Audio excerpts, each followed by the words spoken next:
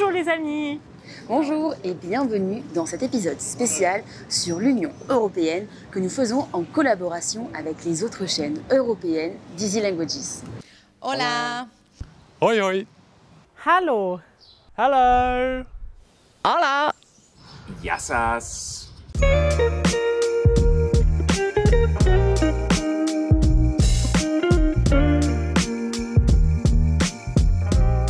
L'Union européenne est née à la fin de la Seconde Guerre mondiale pour promouvoir la paix, la prospérité et la solidarité entre les pays européens.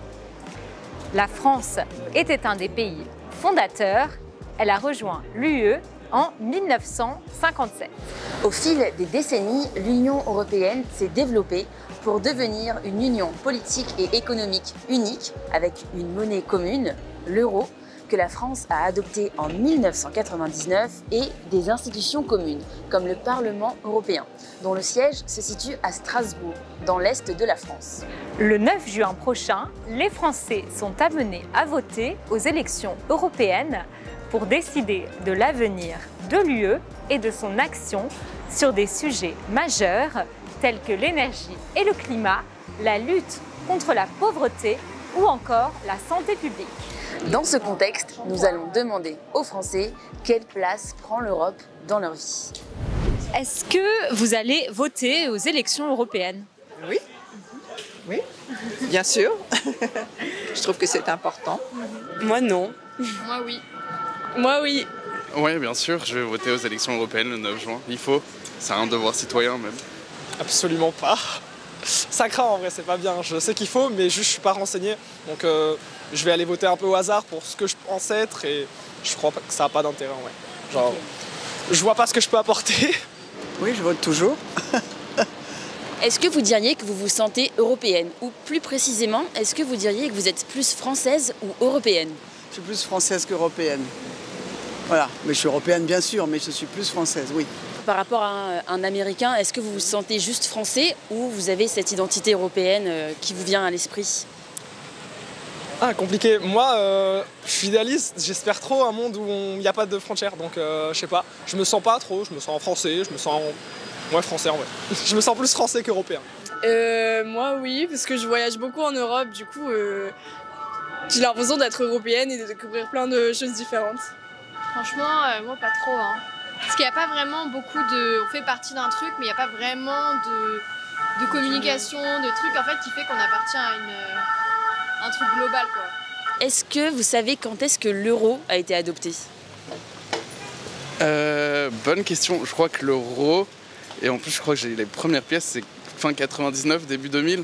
99. 99, chez moi encore que j'ai gardé le sachet de l'époque, ouais. Est-ce que vous sauriez me dire où est le Parlement européen? Alors, C'est pas Strasbourg, truc comme mais non, mais il y a plusieurs, ça dépend des institutions. Il y en a à Bruxelles, Strasbourg, Il n'y a pas en Allemagne? ici, Allemagne aussi. Mais genre, c'est Bruxelles. Ouais, je dirais. Bruxelles, il y a ça, ouais. J'y suis allée en plus.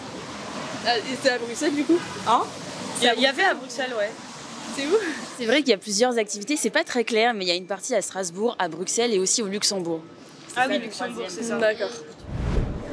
Vous êtes nombreux à apprendre d'autres langues que le français et à aimer vous immerger dans les cultures étrangères, notamment en regardant du contenu audiovisuel comme des films, des séries ou des documentaires. Eh bien, sachez qu'il est parfaitement possible de le faire grâce au sponsor de cette vidéo, Lingopie. Lingopie, c'est une plateforme de streaming où vous pouvez regarder des films, des séries, des documentaires, des vidéos en français et dans plein d'autres langues avec des sous-titres interactifs. C'est-à-dire que vous pouvez cliquer sur les mots inconnus, en voir instantanément la traduction, les sauvegarder sur des flashcards et les réviser plus tard sous forme de quiz.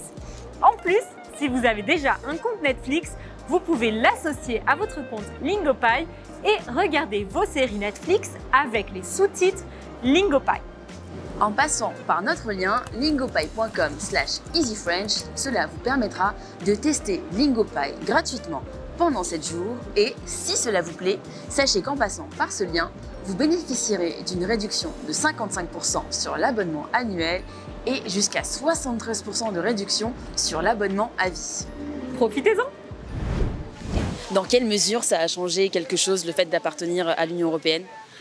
Bonne question. Je pense qu'on a... Enfin, en France, on a un pays, rien que si on regarde l'agriculture, on a plein d'avantages sur le sujet. Donc je pense que sortir de l'Union européenne ne serait pas une bonne idée.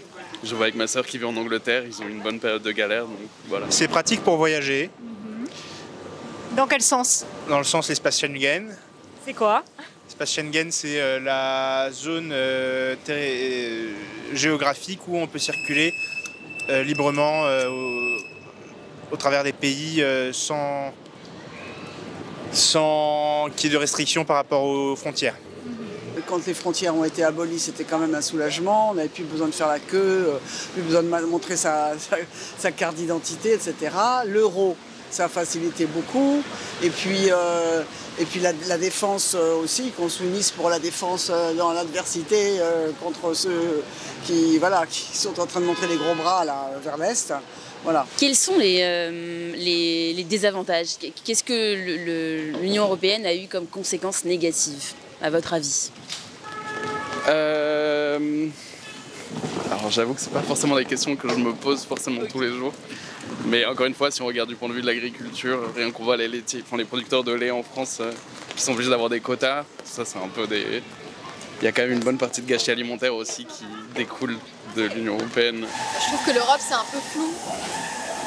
On est plus au courant de ce qui se passe en France. Enfin, c'est comme j'ai dit tout à l'heure, c'est comme si on appartenait à un tout, mais enfin, chacun un peu de son côté, c'est dommage. Vous vous souvenez du passage à l'euro? Oui, je me suis un peu loin quand même, mais oui, je m'en souviens, oui. Okay. Bon, j'étais assez jeune, mais je me souviens du passage à l'euro, mais c'est vrai que j'ai pas connu les voyages où il fallait échanger sa monnaie à chaque fois. C'était vraiment embêtant. Bah oui, c'était pas très drôle, il fallait faire la queue dès qu'on arrivait dans l'autre pays, aller à la gare où on arrivait, etc. Oui, non mais c'est vraiment... Et puis en plus c'est facile parce qu'on n'a pas besoin dans sa tête de faire des conversions, surtout c'est ça. Voilà. Donc c'est très pratique, ça coûte en lire ou en livres à l'époque. Bon, non, je crois que les Anglais n'ont jamais eu l'euro, mais bon, dans les autres pays, ça coûte 3 €, ça vous dit tout de suite ce que c'est. Voilà. Sinon, il faut faire des conversions. Fallait faire des conversions. En fait, on n'y réfléchit pas trop, mais je pense que oui, c'est une force l'euro quand même. Et je pense que ça sert à rien de comparer au pouvoir d'achat qu'on avait en francs aussi, quoi. Voilà. Ça, c'est vrai que c'est un réflexe que beaucoup de gens ont. On disait, ah mais oui, en francs, ça coûtait 2 francs et maintenant c'est 2 €, etc. Ça, vous pensez que c'est pas un bon réflexe de faire ça? Je suis pas convaincu que ce soit un bon réflexe. Enfin, quand on voit la valeur de l'euro par rapport au dollar ou au sterling, voilà. Vous pensez qu'on est gagnant quand même? Gagnant, je sais pas, parce qu'il y a forcément des contraintes à être dans l'Union européenne, mais il y a quand même beaucoup d'avantages qu'on néglige quotidiennement aussi. Merci beaucoup les amis d'avoir regardé cet épisode et un grand merci aussi aux autres membres de la communauté Easy Languages qui ont eu cette idée de faire une vidéo en collaboration. Si vous habitez dans un pays membre de l'Union européenne, écrivez-nous en commentaire ce que représente l'UE pour vous. À bientôt!